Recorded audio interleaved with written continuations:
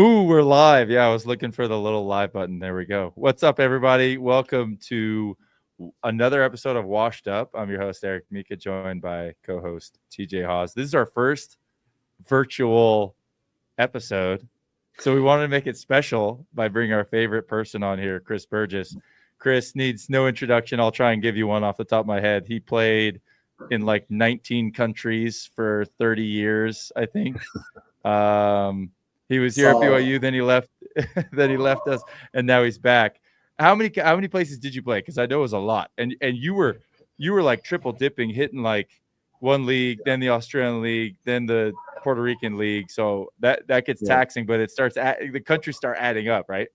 I think it's like was 11 years, not 30. It was definitely 11 years, and definitely double down. You know, it is like you'll play in the basketball season, and let's just say you're in Australia and you get knocked out March, and I go jump on a spring season in like the Philippines or Puerto Rico and double dip. And then sometimes like in Dominican Republic, they would start early. They'd have like a fall league. So I'd go start there, you know, okay, fine, cut me, and I can go back over to Europe. So I think a total of like 10 countries, maybe 11. I'd have to really look. 10 or 11 countries, 11 years. So a lot. Wow. Your wife is a trooper. Yeah, that's right. She is. She went everywhere. 10 of the 11 years. Then the last year we had our 5th kid, and it was too hard. So I'm staying home. She's like, that's crazy. You. I'm out of here. Not my term. Wait, but that actually, we were going to maybe hit on this a little bit later, but it just kind of makes sense to bring it up now. Your wife just came out with a book. Yeah. About all this, right? Can you tell us about that? TJ, I'll plug it a little bit. His wife has it. Yep. Come on. So she did. So she wrote a book called Behind the Bench, and it's all about what it's like to be a wife of a professional basketball player overseas. And we all like everything's, you know, you guys all played, right? Everything's always kind of about us, right? Like the team's focused on us, right? The fans are focused on us. Your teammates are focused on us. And she's raising, you know, 5. I mean, I guess it was 0 kids, 1 kid, all the way to 5 kids over those 11 years. And she tells her story, right, of what it's like supporting an overseas player, what it's like raising a family. We take a lot of things for granted as Americans of what we have, right? Something as easy as a grocery store. And so she just writes, she tries to take each country and find a different story that she can talk about from each country. And it's honestly a memoir for her kids, because all of our kids were so young, they don't really remember much. And so 7 years ago, she was finally decided to take some time and to write it. And she took 7 years, and she released it about, I want to say, a week ago. And it's been awesome. The best part about it is like our oldest daughter finished it and was just absolutely loved it. Right. And wrote, that's cool, her mom, my wife, a long note just thanking her for the sacrifices she'd made for everybody. Right. And so she doesn't remember any of these stories from when she was 0 to, I guess, 10 years old. So that's what the book is about, is for the memories for our kids. But it is anybody who's played overseas or has a wife, like, they definitely need to read it, because they'll resonate in some way. That's super cool. But yeah, how cool is that? I just feel like every year you have so many experiences, and like looking back, you're like, oh yeah, that happened this year. Like, that's just such a cool thing to have, where you can just, you know, look back and like remember the good times, you know, maybe some of the hard times, but you just have the full picture. Whereas, you know, sometimes it's just like you remember one thing from every single year, and that just dives a little deeper into totally. I mean, she delivered one of our 5 kids was delivered there, so she talks about that. She talks about a little like things that you and I, all of us, have seen, right, overseas. It's like that doesn't happen. Like, you just wouldn't see that every day in America, right? And so she talks about different stories.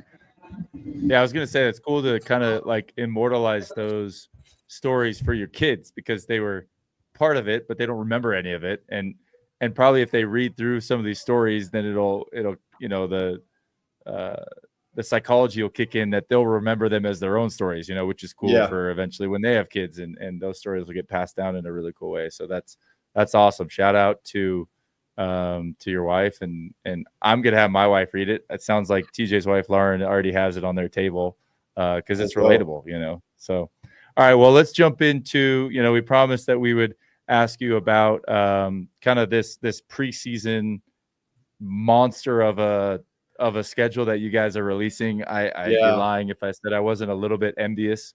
And so like these are big names, and it's exciting to see like North Carolina is coming to town, and you're going to play in Orlando, and you're going to play in the Garden. Like, can we hear a little bit of how all those things come together and your involvement in it and your excitement for it going into next year? Yeah. When I came back on staff, April 2024, the last coaching staff, Mika Robinson, kind of handed over scheduling to me. And for this past season, honestly, all I had to do was put together 2 games. We didn't know what our team was going to look like at the time. Like Jaeger wasn't signed. Other guys, Mihailo wasn't signed, and wasn't sure about Dawson's health. So when we were putting the schedule together, it was like, hey, let's just find 2 more teams we should beat, right? And so our hope was the tournament that we played in San Diego this past season was going to be a little better. And basically, long story short, like our schedule wasn't great. I think it was 330th in the country in non-conference, and it put a lot of pressure on us, Big 12, to like basically win. And we did, right? We finished tied for 3rd with Arizona, and we got a 6 seed, and everything kind of took care of itself. When we signed AJ, in the fall, we knew we were going to have a good team. Our hope was, we thought Jaeger was leaving, but our hope was that we were going to surround, like we're going to get Richie to come back, right? We're going to get Dawson to come back. We're going to get Cave to come back.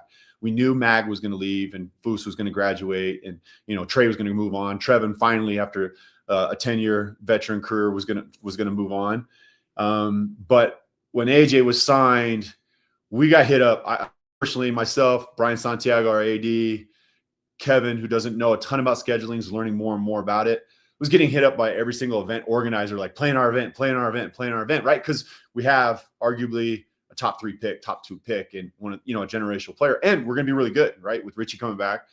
And so it became really difficult, but also like awesome, right? Like these people want BYU, and these teams want to play us, and so it was really good. And so what we wanted to do is like, okay, the Big 12 went from 20 regular season games, conference games, to 18.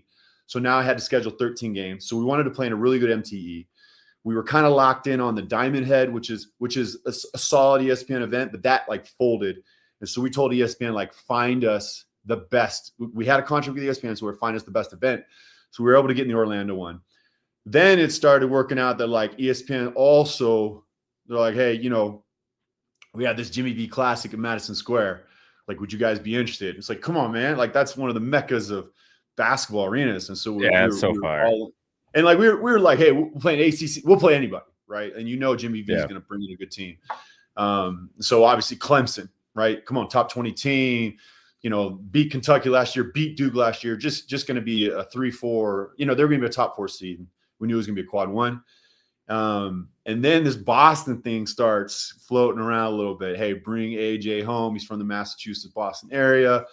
They're like, only way it'll work is if it's versus UConn. And so we're like, man, our schedule is going to be tough. We got this, we got that. We got, so what I mean? So I'm going back and forth being like, KY, like, it's going to be one of the biggest games of the year. Obviously, AJ gets to go home. Probably going to be a top 15 matchup, depending on where both of us are at during that time. But like, there's gonna be a lot of travel, right? Like, we got to go to, Boston, home, Orlando, home, Madison Square, home. So it'll be a lot of travel, but fuel up the jet, baby. Not a problem. No doubt. So it's like, I don't know how many opportunities we're going to have this. You just don't know, right? You don't know what the team's going to look like next year.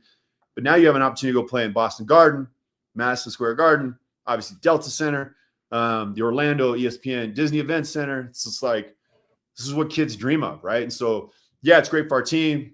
It's great for our non-conference strength of schedule. It's great for recruiting. It's great for our players. It's great for us as a staff to be challenged early. But the other thing we want to look at was the analytics behind everything. Like, why we finished tied with Arizona. Why did they get a 4 seed and we got a 6 seed? So we really started. And like, you look at Kentucky, not to bring in Mark Pope, and his staff was like, okay, those guys got a 3 seed, but they finished like, I think 6th or 7th at 11-9 in conference play.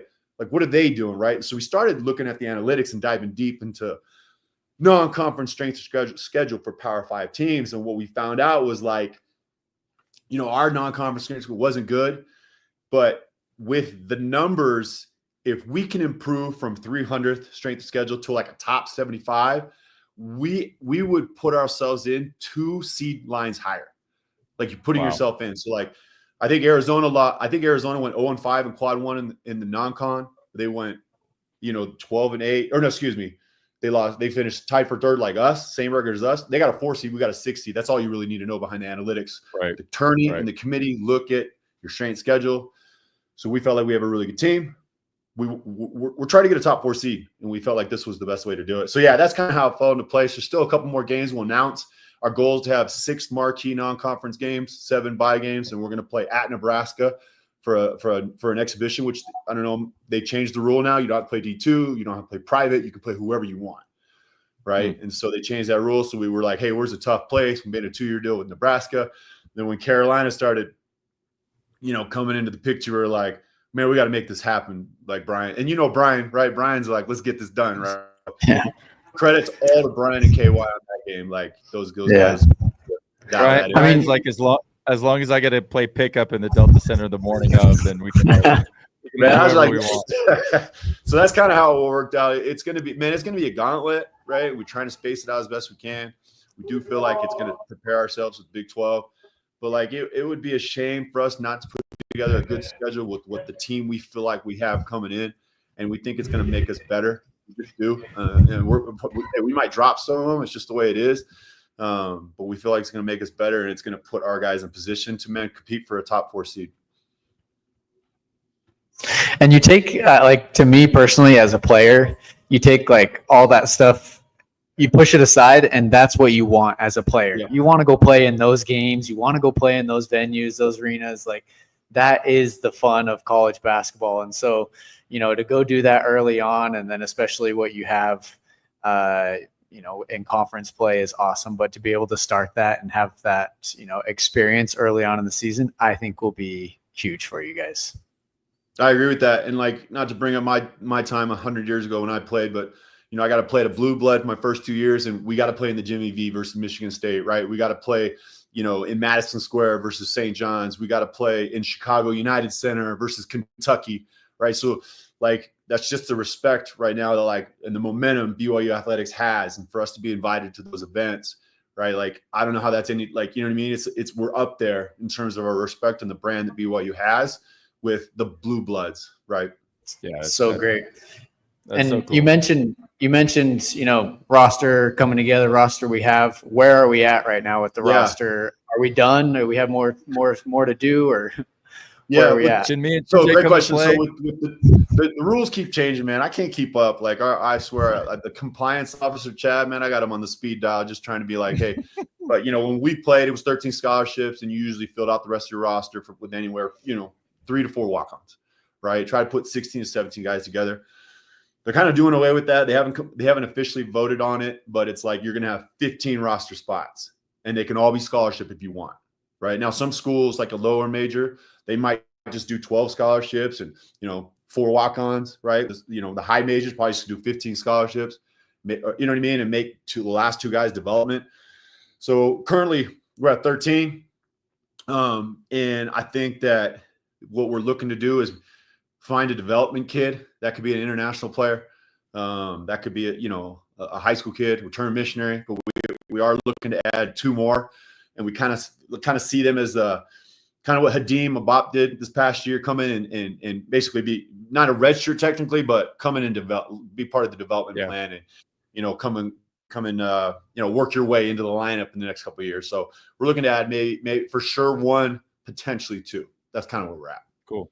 So real quick, this isn't my question, but how does Hadim look? I watched him in practices next year. Yeah. He looks. I don't know what he is. I don't know if you guys know yet.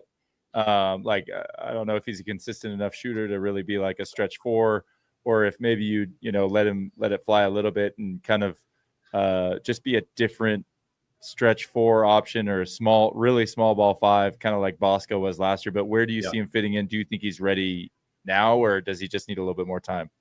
Man, it's a great question, and it's something we talk about all the time.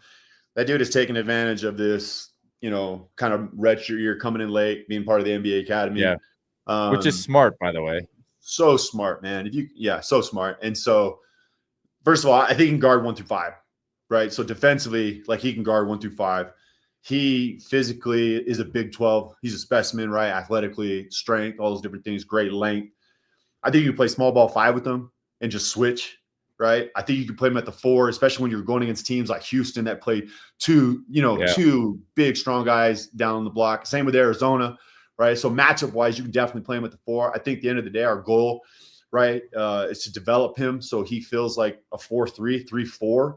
But at the end of the day, Hadim just wants to play and wants to win and wants to do all the dirty work, which every team needs. I love that. So there's going to be times like, honestly, like it's hard to put a number on it, but it's like, back Kaba up, back Richie up, back up whoever's at the 4 and go guard that guy, right? Go guard that guy. And so I love him as a small ball 5, right?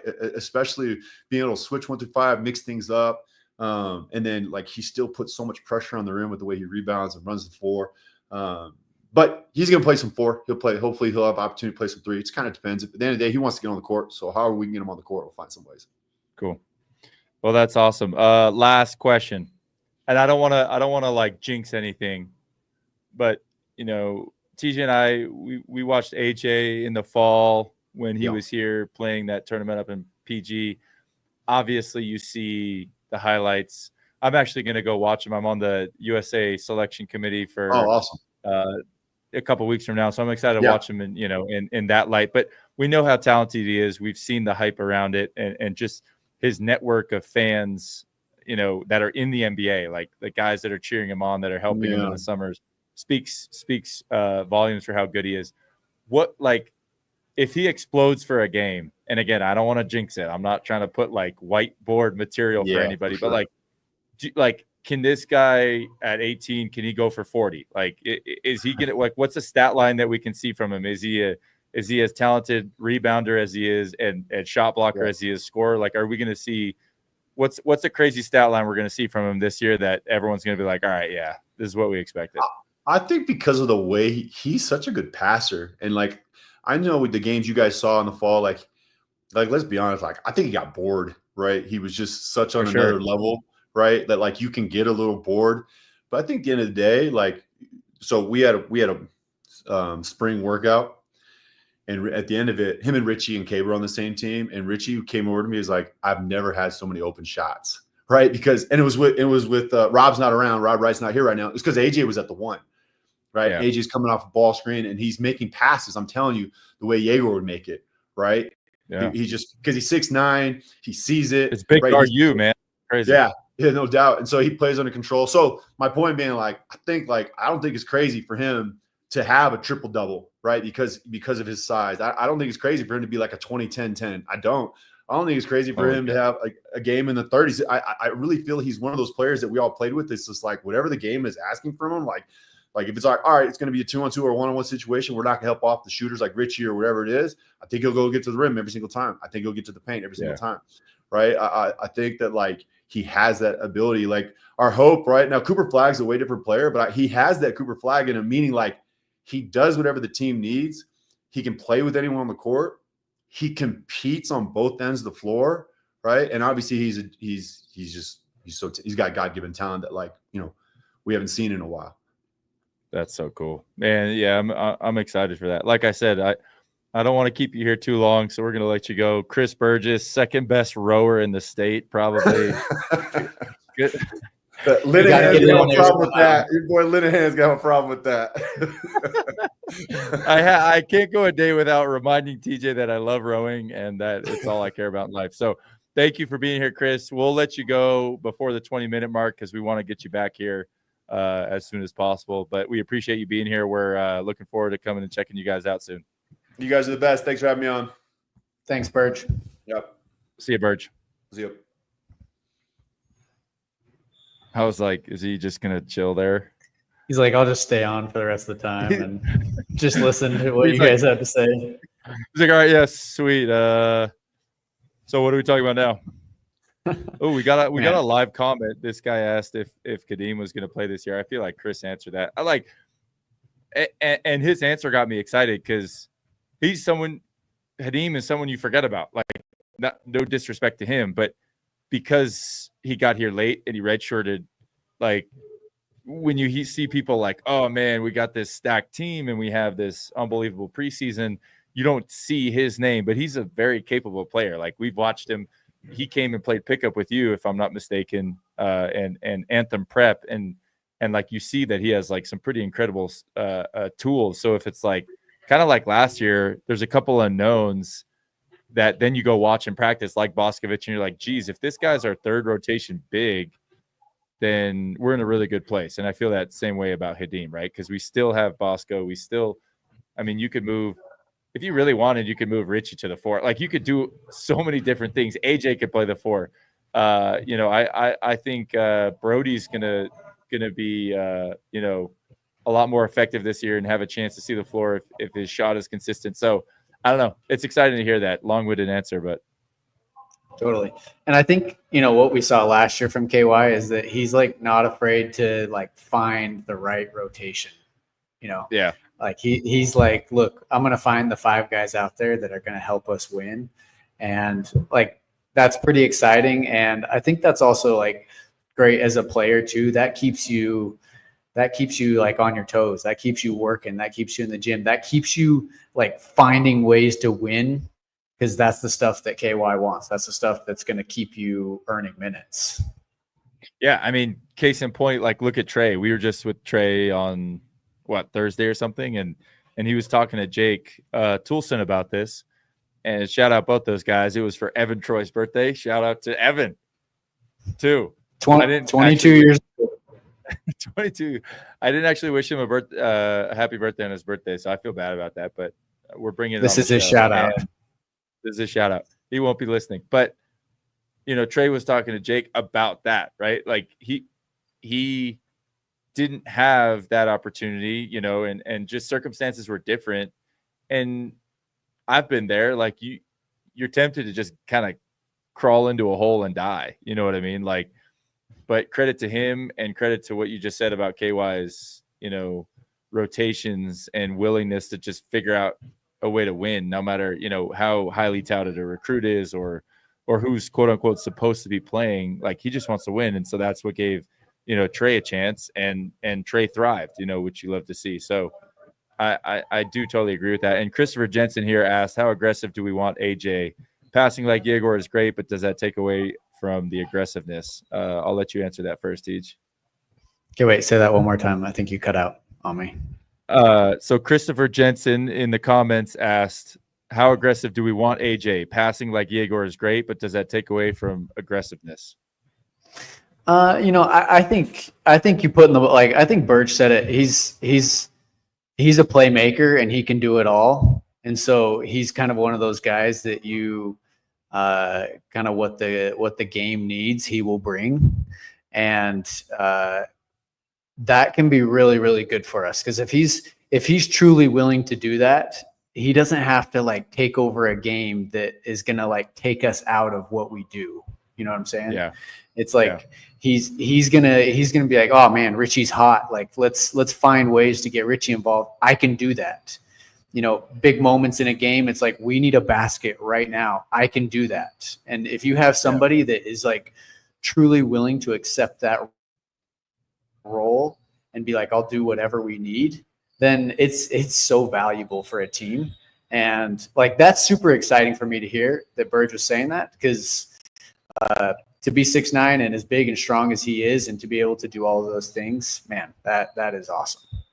Yeah. Well, like one thing that I'll add to what you just said too is, because I think fans want to know this, and you know, maybe Yegor was a little bit too pass first right, because of where he had developed, where he had played, how he was taught the game. And honestly, I think that's probably going to be one of his biggest strengths in the NBA, is that he just wants his guys to get shots.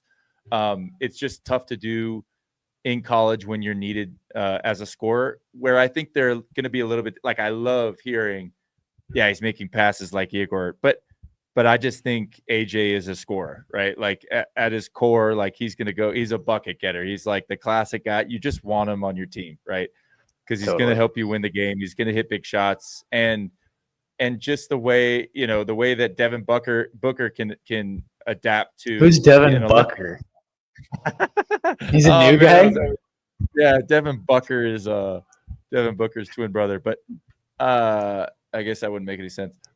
So the way that he was able to adapt on the USA team, he's a scorer, right? He's a bucket getter. He's a bucket getter.